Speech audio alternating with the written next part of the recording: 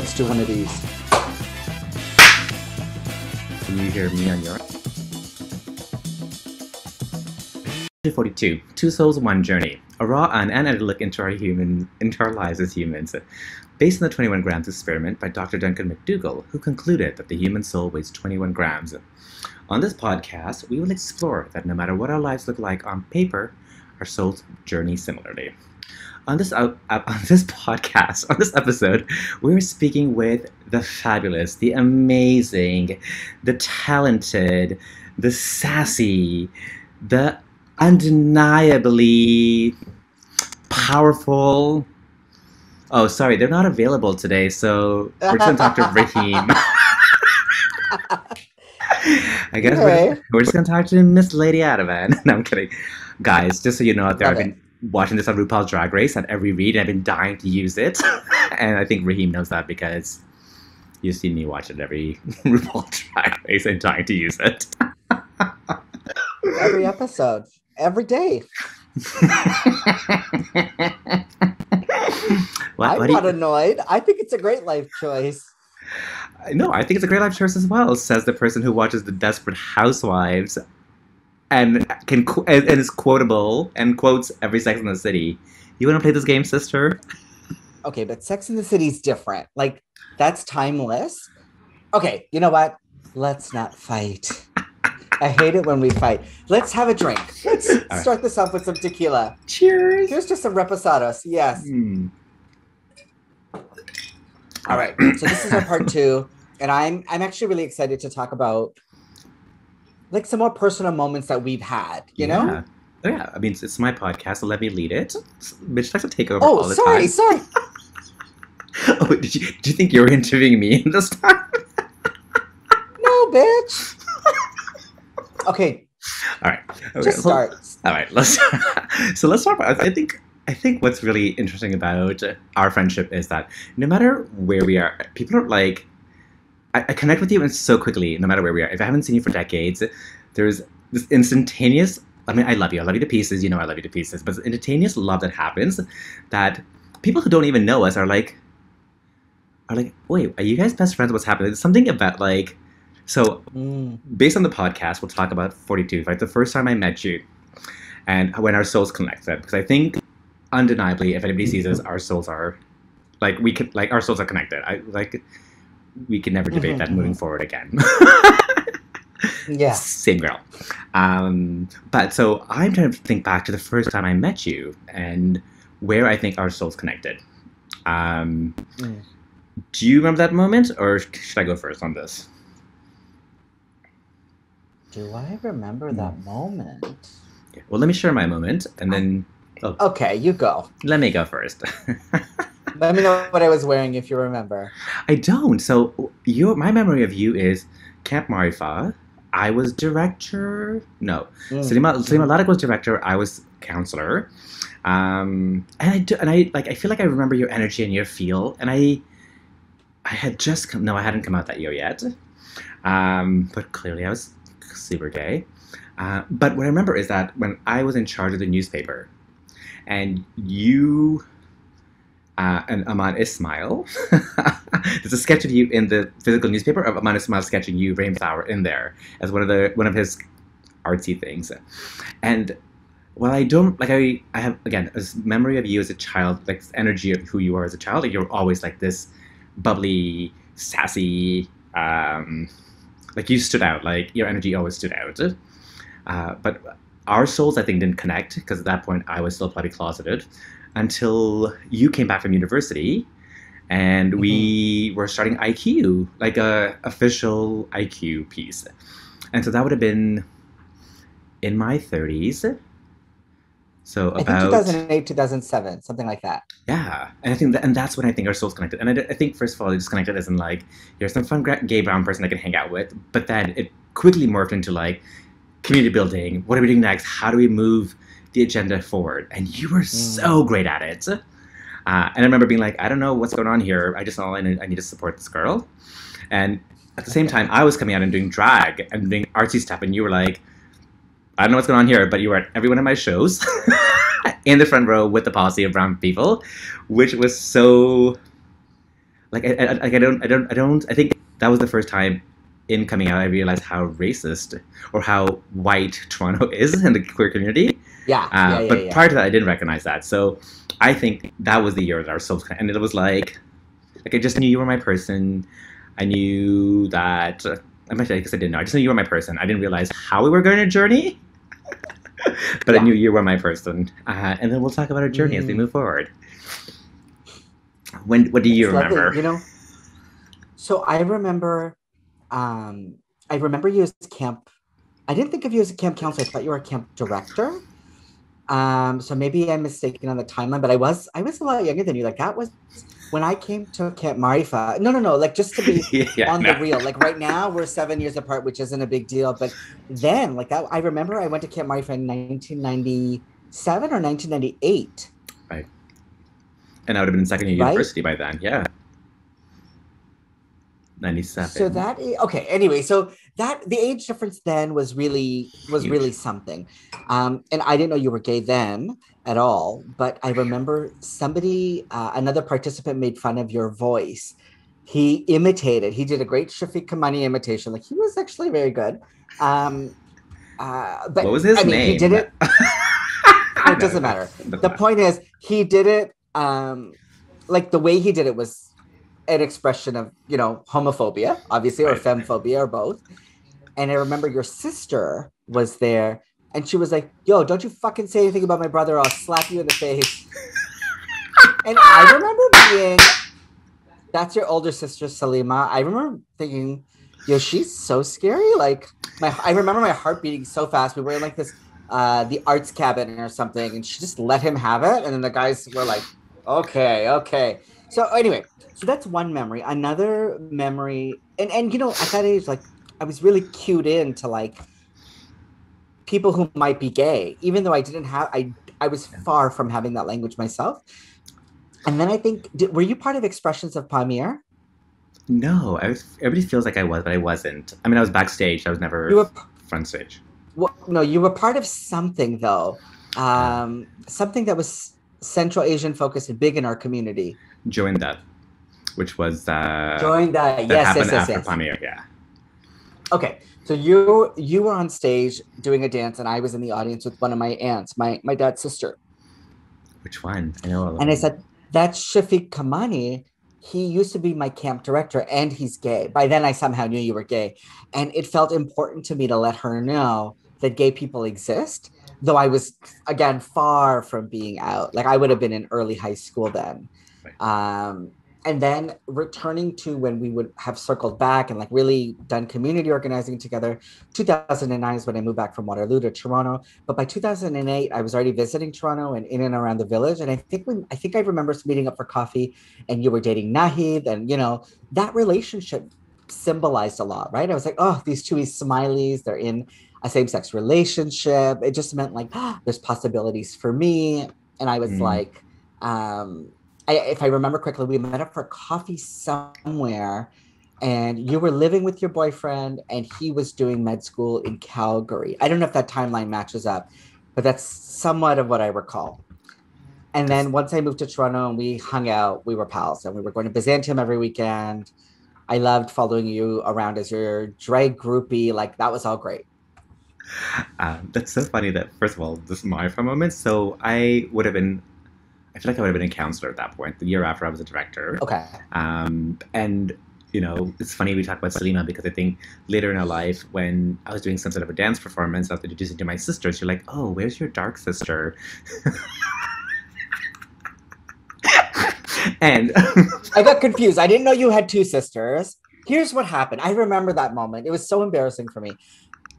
You have two sisters, Salima and Farah. Mm-hmm. Salima is fair skin, Farah is darker skin. And I'd only remembered Salima because she yelled at that boy on your behalf. And so then I met Farah, and I was like, wasn't she a lot lighter skinned before? Like, I remember I was very confused, and I just asked. Yeah. And you guys all thought that was very funny, because in your family, you guys have a joke about Farah looking different and perhaps being adopted. This is a common joke, yes? Right. No. So I think the story, so what happened is, in that moment you had asked about them, they were both there. And so when Salima was younger, she was actually very dark-skinned. And Oh. through her hormones, we joked that my mom didn't let her go out in the sun. As she got older. So they're both very light-skinned girls. But Sarima was a darker-skinned girl as a kid, and then when her hormones kicked in, I don't know what happened. Maybe she got fair and lovely. I don't know. Like Mama did something. I have no idea. But the moment you asked that question, they were both in the room. They were both part of that dance performance, which is why to the day we still find it funny because Sarima was standing right here, and you're like, and I introduced to both my sisters, and you were like, don't you have a dark-skinned sister? And we just like lost our shit because in our house, that's a regular joke, but how Slima went from being really dark to very light. And so it's still the funniest joke in our life. And it's probably, when we met her in Marifa, she was probably darker skinned at that point, I imagine. Let's move on from this. I continue to be horrified by this. Let's move on. Like present day, just so we're clear, I wouldn't comment on anyone's skin color or body. Like, right. I've grown. I wouldn't do it again. Let's move forward. Right. So anyways, that's the sister we're talking about. And you're right. I think the first time, like that coffee shop, so it was definitely on Church Street somewhere. I think Nahid was about to go to med school, so I think he went like the year or so after. But you're right, I was in that moment. I was like, oh my god, I'm dating it, Smiley, blah, blah, blah, blah, blah. And then he left, and we started hanging out so much more because I think like when Nahid left, I got a chance to really explore Malika and be in like, I went from being this like heteronormative boy who's like kind of gay but not really to like full on like like how do we get into the scene? How do we try this? Yeah, you were pushing boundaries. I remember. And I think it was also like because those boundaries were me challenging my own boundaries, right? Like I had so much toxic masculinity, like my own personal internal homophobia, and I got to push through all those boundaries with you, which was really fun. You also started doing drag at that same point, so tell me about how it was. Like I remember then being obsessed with Lady Ativan. Or was she called Lady Ativan first? I was Adrenaline. Yeah. Well, I started doing drag first when I was in Waterloo because my friend Kevin was like a drag researcher. And we went to there was a drag show every Thursday night at Club Renaissance in Kitchener.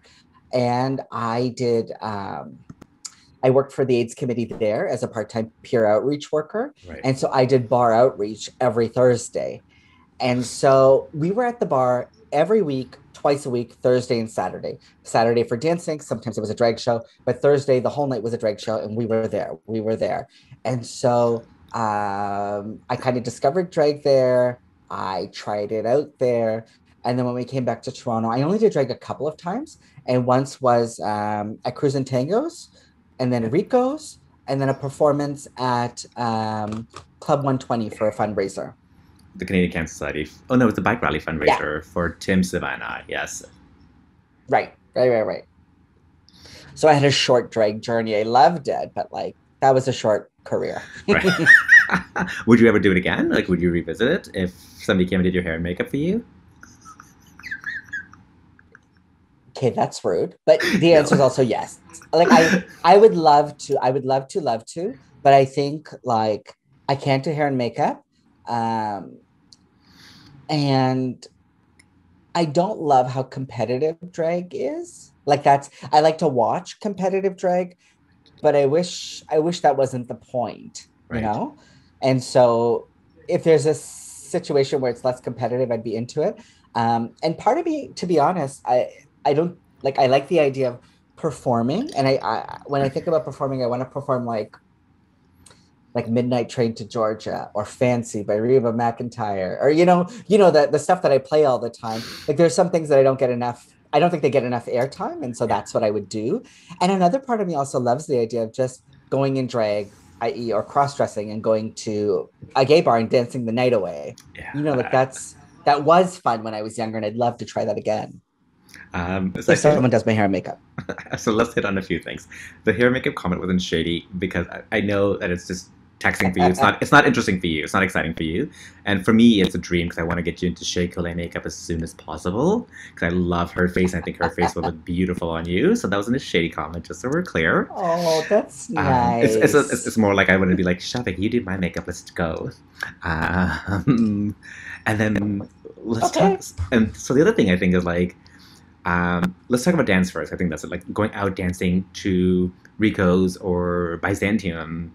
Like that was such a big part of queer young culture, and I think we still want to be a part of our culture now. Like it's one of the things that I am dying to do as well, where I'm like, oh, I just want to have an outdoor dance party where we can be in tank tops, maybe high on MDMA, and dancing the night away to Jennifer Lopez's Dance in Love, Avi.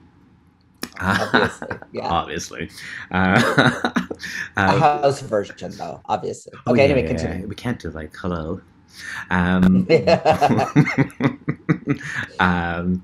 so I guess the question is like, so you had talked about like how when you were, I don't know if you were younger, but like you used to make your brother drive you to cruising tankers when you first came out, or used to, and then have you pick like on a Friday instead of going to Con, and then have him pick you up at the end. Embarrassing. Yeah. What is the question exactly? The question Do you want me to just describe that? Oh, okay. No, for me, I think what's amazing is that you, like, I would, like, when I first came out, I was never able to do that. Like, I went with a crew of people because that was I needed a safety net. You were really great at being like, I'm just going to do this. This is, like, tell me about where that came for you from. Like, I'm so, like, I never asked this question. Like, you're so happy to be like, I'm going to go on my own and do this and have a great time. Like, you don't need a team. I need an entourage before I didn't go anywhere. have a queer community at that age. So we're talking about fourth year university or fifth year. Like I took 5 years to do my undergrad. And I went away to Singapore in my fourth year, and I went to gay bars there every Friday night. We went to Taboo.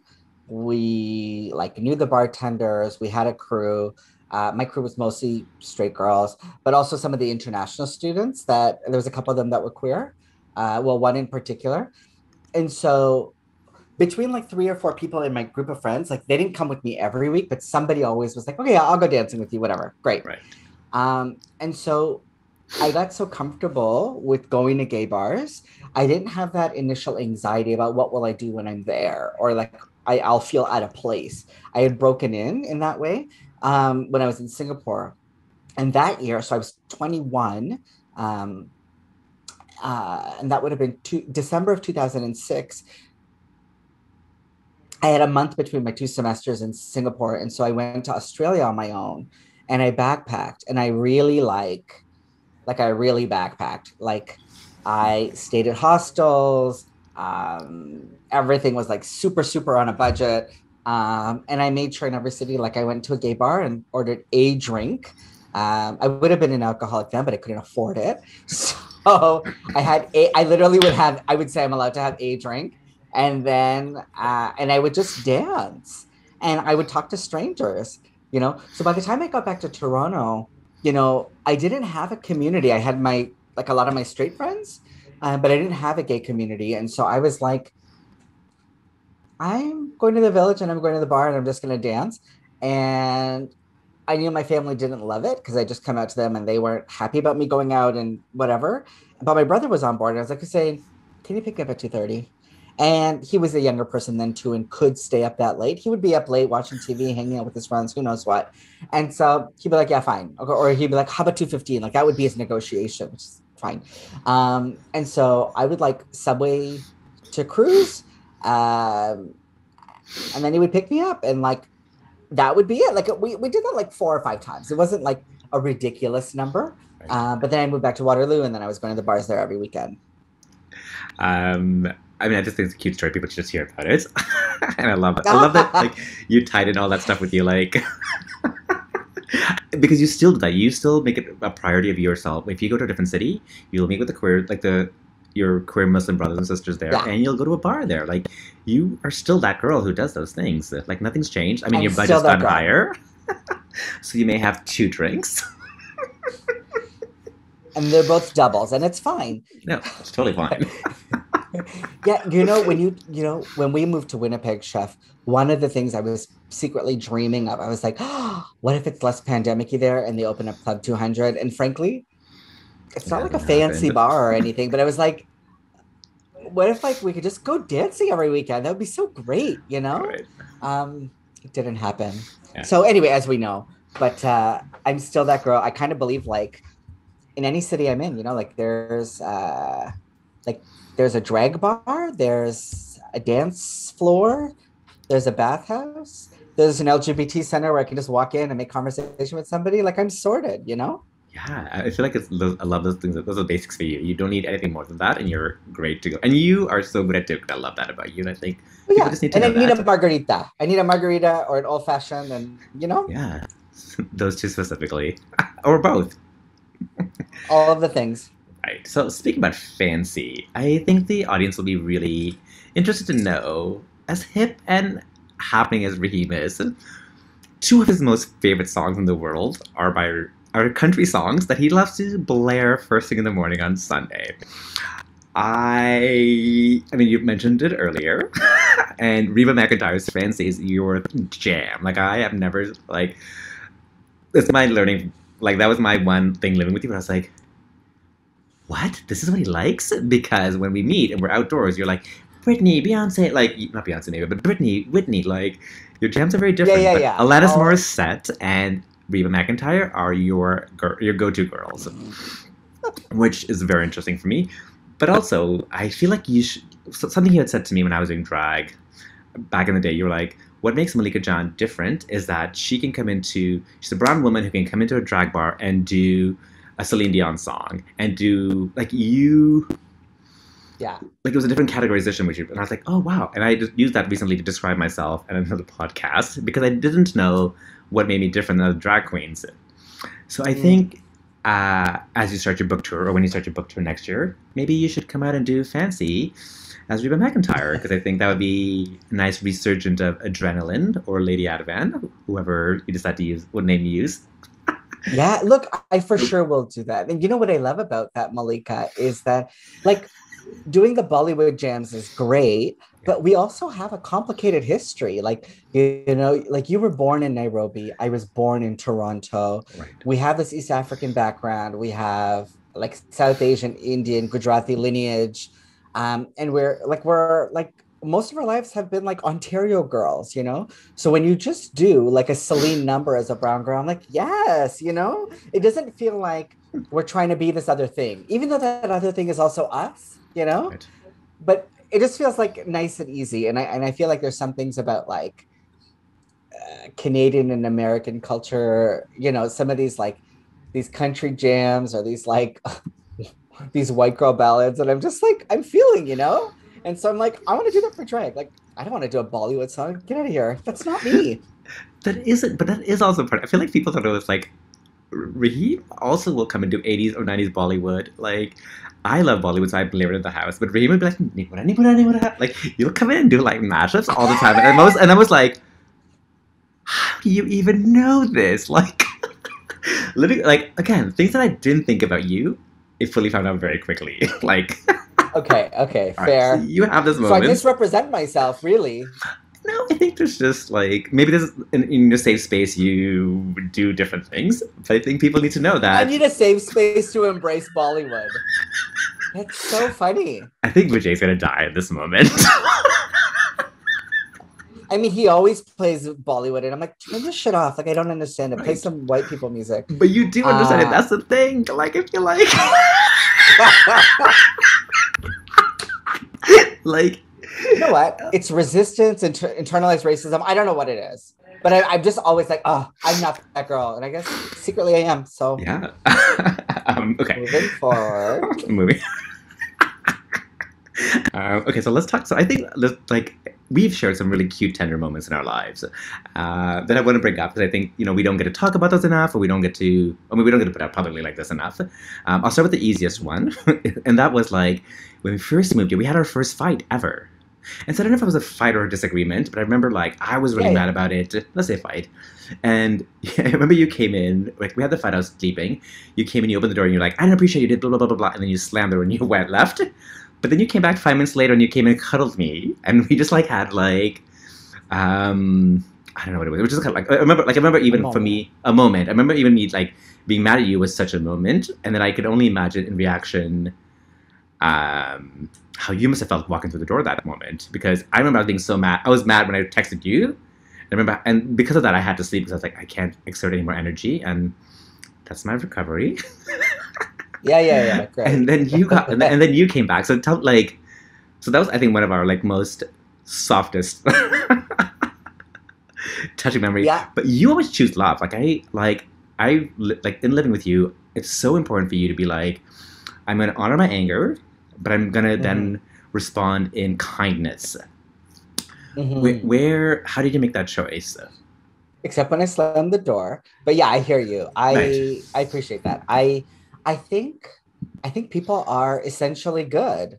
And I think when people behave badly, it's because they're under particular pressures or the conditions of the world make it hard for them to operate. Right. And sometimes we learn to, I think a world of capitalism and, all kinds of other forces us to be competitive and aggressive more than like collaborative and loving. And I think that it takes work to do that.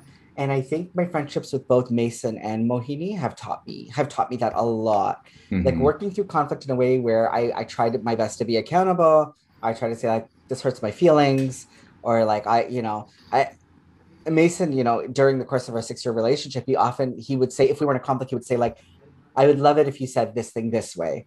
Or when you said that, like, here's how it made me feel. Or he would stop me halfway if I'm really revved up. He would say, I don't think we should have this conversation now.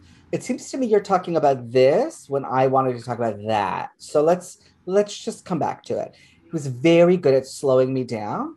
And I think I credit both him and Mohini for having learned a lot of those skills. Oh, like I need any more reasons to fall in love with him. Stop.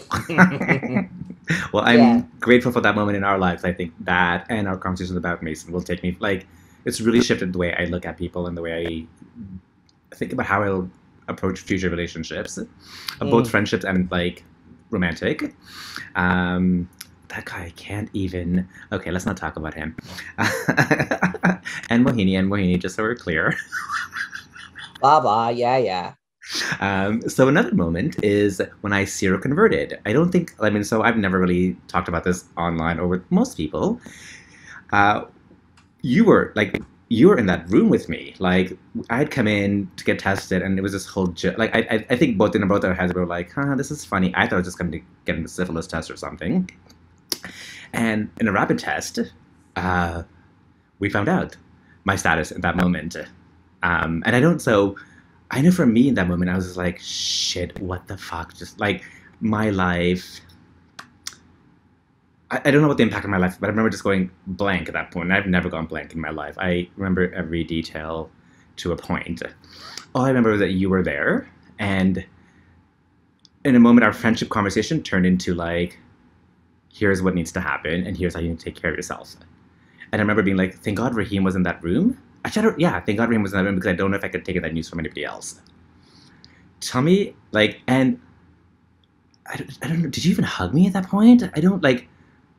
I'm assuming you did because I can't imagine you wouldn't have. But I remember yeah. I'm going to say I don't think you hugged me at that point because I think there was, and then when I stepped out, the other person who gave me more information hugged me. And for him, that was very important because he was like, I want you to feel touched.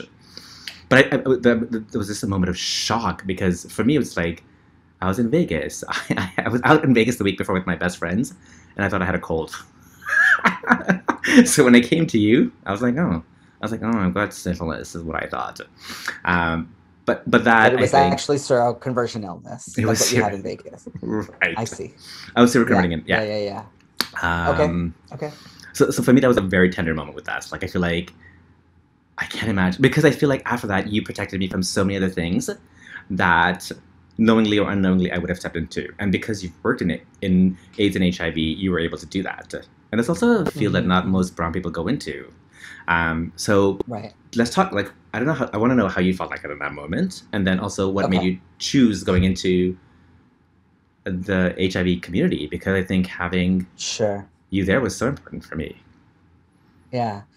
Look, I think working at a testing site was slightly unconventional for a social worker. And that was one of my first jobs after my MSW.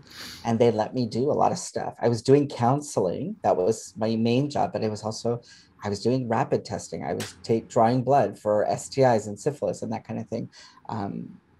And I was of two minds about taking friends in to do their test for them. Um, like it is a boundary. There's a boundary there, you know, that most people would say I shouldn't be crossing. On the other hand, I know that some people said, Rahim, I know you, you know me, I trust you, I want you to do this. And so they would say they would be happy for me to do it. And I would say, okay. And I keep this stuff confidential. Like this isn't going around to anybody else. And there was a solid amount of trust there. Of course, I would never test anybody that like I had a romantic relationship with or that I slept with, because I think that that would be a different kind of boundary. And what I remember about that moment was not just that moment, that whole experience. You came in for testing. I was expecting you. I think you kind of wanted to jump the queue, and because I worked there, that was like you didn't have to book an appointment and wait 2 weeks. So let's just be honest. That's also why my girlfriends were like, "Oh, Rahim, you work there," and like I would do my best to make you jump the queue. Like I did that, and I'd be like, oh, "Access, we're racialized," you know. And a couple of weeks before, I was doing a demo, like a live simulation about what HIV testing looks like. And we were doing it in the community, and you were going to be the participant.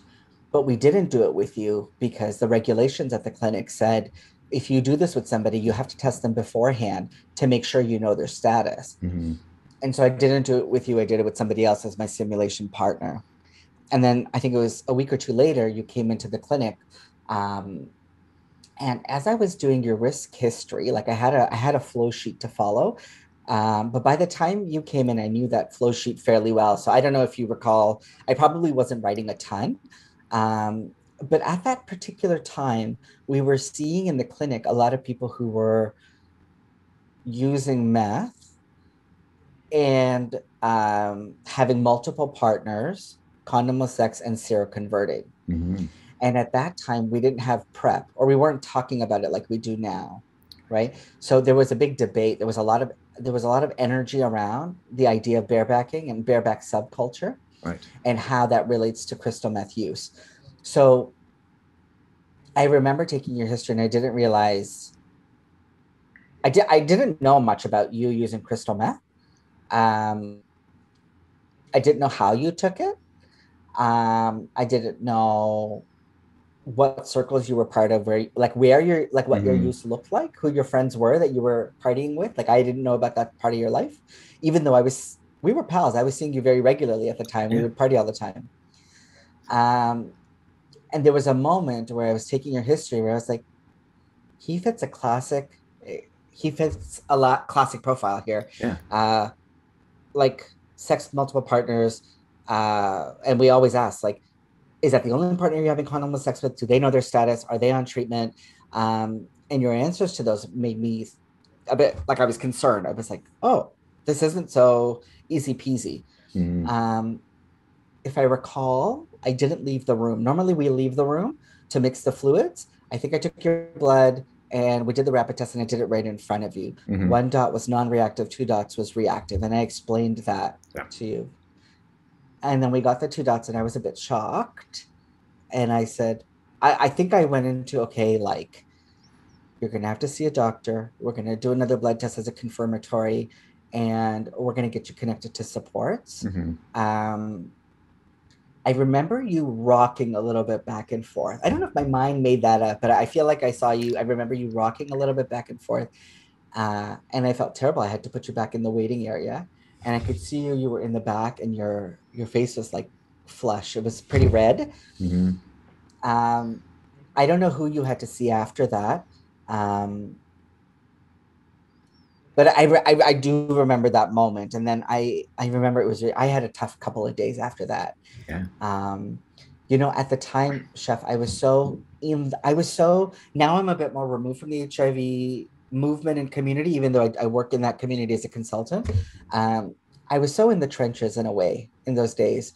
And the constant talk at the time was that, people will decide to go on medication with their doctor once their CD4 count drops below a certain level. Now we don't talk about that. Now people go on it right away. But this just tells you about the timing, right? Where we were like, people will decide when they're comfortable. That was 10 years ago. At the time, the conversation. Yeah, exactly. It's And the actually conversation in the sec. exactly 10 years ago. We Yeah, have a timestamp. of course I Exactly 10 do. years. April. April 12th. Was it? April Okay. 4th, 2010. 2012. Anyways. Hello? 2012, 2011. Okay. Okay. Yeah, yeah, that makes sense. 2012. But people were saying, in the time between someone tests positive and they start medication, uh, HIV can do irreparable damage to brain cells. Mm-hmm. Or people can start medication early, stop the replication of the virus, but there's a possibility that there's a resistance later on, and they're at earlier risk for like cognitive disorders. So I was so in the field and so wrapped up in all of those facts. Like I had a really tough time processing all of that because I thought I was grieving and I was shocked. And I thought, how am I supposed to support this person? How can I support this person if like I'm falling apart here? And then I was like, maybe I shouldn't have done his test. Maybe that was a disservice. Maybe he can't let me know what he needs. And other people, if someone else did the test, they would have been able to, he would have been able to reach out to them and they would have been able to help him better. So those were all the kinds of thoughts that I had. Mm-hmm. But definitely a unique moment. Like that's not something Yeah. that I've shared with anybody else. So you're right. It was 2011, and I don't remember the hug when I left, but I remember you went into counselor mode. But Rahim, and I think the testing happened 2 weeks after. Like I think this like Savari was there. We were going to do this like demonstration for the Somali queer team or something.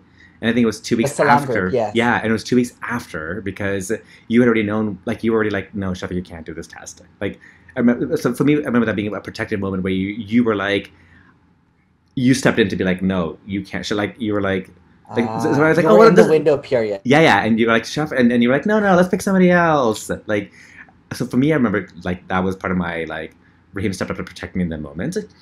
I also remember. I don't know if I remember just going to do this and say it out loud, but I also remember like because it was so shocking, you had to go home and decompress with Mohini, and I remember that was part of our conversation, right? Yeah. Because I know at the point I was like, oh my god, like I remember hearing you say that I was like, okay, which forced me to be honest with the people in my life. Like I think like Salima Kamani, Faisal, like those people are the first Munira were the first few people I told right away because I was like, oh, like. The way I saw you approach it in such a kind, loving way, I knew I had to do the same thing with myself. So while I think you were like, oh, I shouldn't have like. I mean, here we are. You did it. I think it was the right thing because I think like there's many points in my life that I was like, oh, not sure or confused or had questions, and I would come to you right away. And you've always been amazing at balancing and answering them correctly. So thank you for being part of that tender moment. And here we are. 10 years later, living great, healthy lives. Yes, we are. Yeah, and like I think it's like in that moment, like that part you didn't know that part about me because that had just like I feel like I started using crystal meth and seroconverted within a month. Like the window was so short that I didn't share that with you because it was like, or was that December? Like it was just that December, that January. I had just broken up with Naya, that had moved. It was like such a small gap of window. Yeah. And I hadn't done enough research to like even think about this, and now that I work with men who PNP and in like as a peer facilitator, it's such a common story, and I don't know how we can change that. Like it's such a common story where people are like, I didn't know, I just tried it, and then all of a sudden a month later here you are. Yes, it's not a death sentence. Yes, I was lucky to have Charlie. I was lucky to, I was saying that I was so lucky to have such a great healthcare team from the get-go that included you. Yeah. And Charlie Giang, who we love to pieces, and everybody else that came along with that. Just checking time. So that took a lot longer than I thought it was going to. It's deep stuff. Yeah. But thank you for holding space for that, and thank you. Like I think you do this with a lot of people, and I don't know if you even realize how heavy this stuff is and how you hold on. I'm always in awe of how you hold on to it. And I hope there's more of you out there, more little Rahimis coming out there doing this kind of work. Yeah, I think there's lots of folks out there. I appreciate you saying that I'm able to hold space for people. I mean, it's the least we can do for each other in community. Like that's what community and chosen family is about. And I think we've learned that a lot from our Ismaili roots, I think, for both of us. And it's lovely that that's had a chance to express itself in like queer community and queer love. Yeah, thank you for yeah, you're right. Queer love is the best way to explain it. Another moment I would love to bring up, and we'll just go over time with it, was when you shared about you going to New York and having to deal with conversion therapy. You've never talked about that. Yeah. And we did in this confined space that we like in our confined quarantine space in Winnipeg. Yeah. I feel like I still have feelings about it. I have so many feelings about it. But like I didn't realize that was one of your realities, right? Like that's such a yeah. So I think that moment that you shared it with me was a very tender moment for me, and all I could do was like, I think all I did was hug you, or I don't know what I did. Like, what can you share about that, or what would you like to share about that with people out there? Because I think we think that it's not a reality for us. Yeah. It's smiley boys. Yeah, no. I think I would want to share that I think our communities and our families, they conceptualize conversion therapy and reparative therapy differently than a lot of white folks do. And they engage in it. My family engage in it to a degree without ever telling anybody that I was gay. They did it in a way without naming anything. It was more like, I know this healer. I know this person who is Muslim and also does other kinds of spiritual practice. There's a kind of he's spiritually elevated and can sense things, So there's like this sense of certain people that you would learn about through recommendations who help with illness. It's so broad. And because I think my queerness was conceptualized as illness, people in my family were like, we're booking you on a flight and we're taking you to do this thing, but they didn't tell me about it. They told me it was for someone else in my family. So I got there and realized it, and it was difficult. It's difficult to know that people you love aren't able to understand you from your own perspective. They don't trust your own truth about things. They've got a paradigm. They've got a world about what this is. It's like perversion of sorts, and it's something that needs to be fixed. And that makes relationships tough. So I would say that, in our communities, we need to talk more about what reparative therapy, conversion therapy, like what this stuff looks like. Because, it looks like different things. It might even be like, oh, we're sending you back home, or, oh, we're forcing you into a marriage. Like it can look like so many different things.